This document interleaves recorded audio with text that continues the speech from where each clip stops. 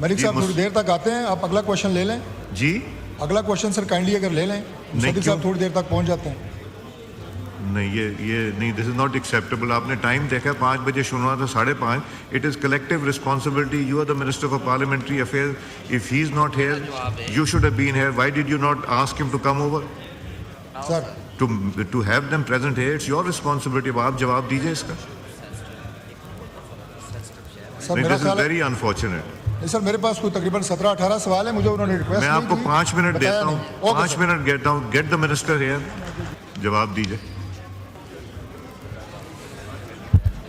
Sir ये sorry, ये रुमीना आप देंगी जवाब? नहीं, but she is not a parliamentary secretary.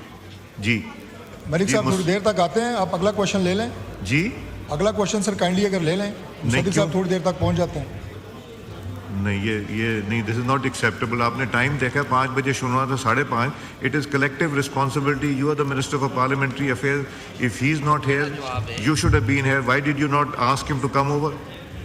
Sir to have them present here, it's your responsibility. आप जवाब दीजिए इसका। सर मेरा दिस इज वेरी अनफॉर्चुनेट।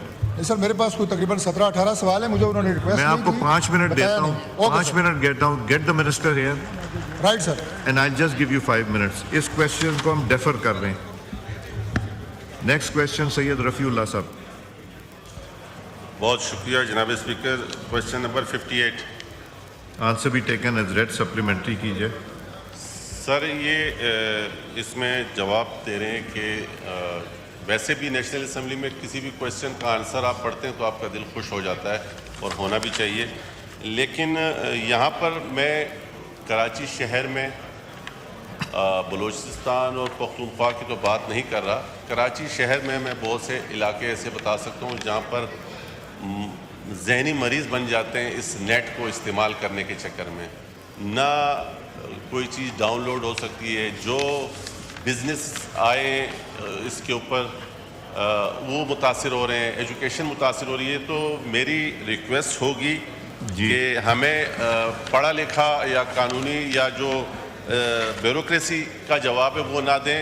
मेरी कुलीग ऐसा आंसर देगी क्योंकि अवाम की नफ्स पे इनका हाथ है, ताकि अवाम खुश हो, ना कि ये पढ़ी लिखी इन किताबों वाली जवाब से बेहतर आंसर आ जाए। तो जी, minister for information technology.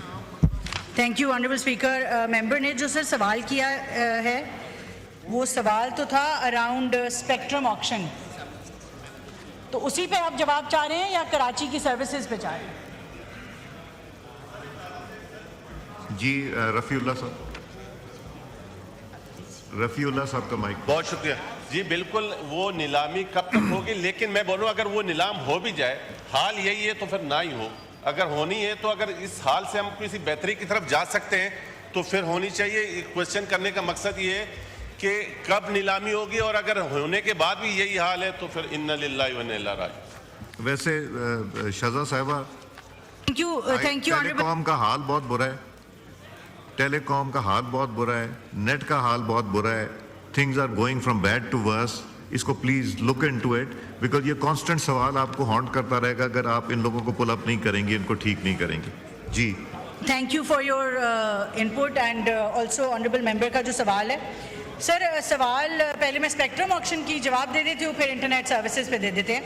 Spectrum auction sir, सवाल ऑनरेबल मेंबर का बहुत अच्छा था, और ये प्राइमरी क्वेश्चन है कि जब हमने स्पेक्ट्रम ऑक्शन करनी है तो क्या हमने ग्रोथ की तरफ जाना है या हमने इसको एज अ रेवेन्यू ऑप्शन देखना है।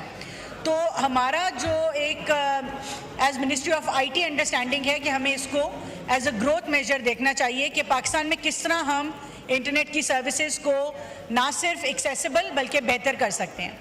तो उसके लिए पीटीए ने एक इंटरनेशनल कंसल्टेंट नीरा के नाम से हैं जो कि मुख्तलिफ इकोनॉमीज़ में स्पेक्ट्रम की कंसल्टेंसी कर चुके हैं।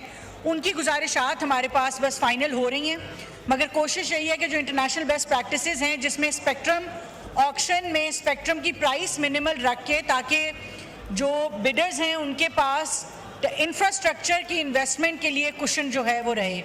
उसके लिए सर मल्टीपल कोशिशें भी की जा रही हैं। फॉर एग्जांपल इस वक्त हमने मल्टी बैंड स्पेक्ट्रम ऑफ़र किया है, जिसके ज़रिए हमारी जो सर्विसेज हैं सारी वो जो ये है फ्रीक्वेंसी एलोकेशन बोर्ड है 576 मेगाहर्ट्ज़ का मल्टी बैंड स्पेक्ट्रम इस दफ़ा ऑफर हो रहा है, जो कि 200% से भी ज़्यादा है एग्जिस्टिंग स्पेक्ट्रम के। तो हमें उम्मीद है कि जो ऑनरेबल मेंबर का भी सवाल है कि इस स्पेक्ट्रम ऑक्शन से जो स्पेक्ट्रम कंजेशन है, जो आपने भी बात पॉइंट आउट की, वो बेहतर होगी।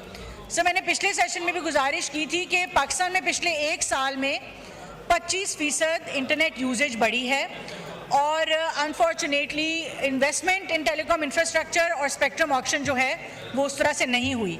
तो हमें उम्मीद है कि इस स्पेक्ट्रम ऑक्शन से और टेलीकॉम इंफ्रास्ट्रक्चर के में इन्वेस्टमेंट से ये तमाम मसाइल हल हो जाएंगे। थैंक यू जी। सप्लीमेंट्री अमीनुल हक साहब। बहुत शुक्रिया जनाब वाला।